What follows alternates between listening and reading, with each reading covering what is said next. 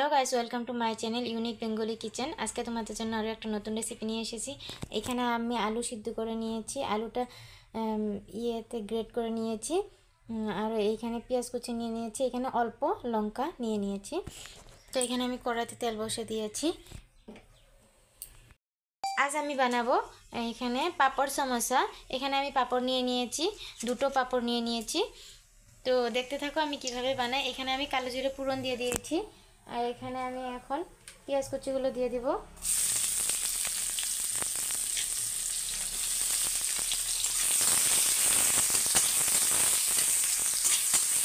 পেঁয়াজ কুচিগুলো হালকা ভাজা হতে হবে। এখানে আমার পেঁয়াজ কুচিগুলো ভাজা হয়ে গেছে। এখন আমি গ্রেট করা আলুগুলো দিয়ে দিলাম। এটা একদম নতুন রেসিপি, পাঁপড় সমোসা। তোমরা দেখতে থাকো, একদম কেটে কেটে দেখবে না, একভাবে দেখবে। তো আমি কীভাবে বানাই তোমরা ঘরে বানিয়ে খেয়ে বলবে কেমন হয়েছে। এখানে আমি পরিমাণ মতন লবণ দিয়ে দিলাম, লঙ্কার গুঁড়ো আমি অল্প দেব,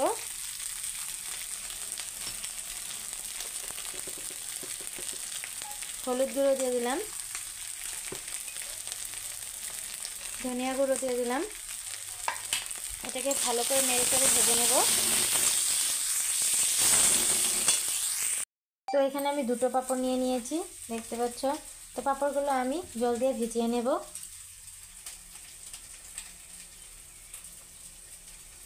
জল দিয়ে 2 মিনিট সময় অল্প ভিজবে, তারপর উঠিয়ে নেব। মশলাটা যে বানিয়ে নিলাম এটা হয়ে গেল। এখন আমি পাঁপড়টা জলের থেকে উঠিয়ে নিয়েছি।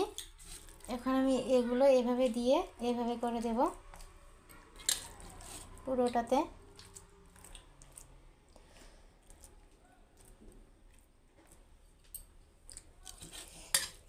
আমি গরম গরমে নিয়ে নিয়েছি, তোমরা যদি পারো ঠান্ডা করে নিও।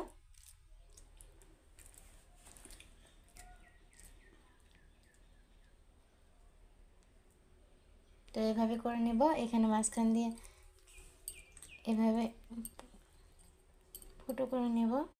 4 ভাগে ভাগ করে নিয়েছি। এখন আমি এটাকে আরও একটা ভাগে কাটবো। হয়ে গেছে গ্যাস, আমি এভাবে করে নিয়েছি। এখন আমি তেলে ভেজে নেব। তেল গরম হয়ে গেছে, এখন আমি এগুলো দিয়ে দেব। আমি নামিয়ে নেব।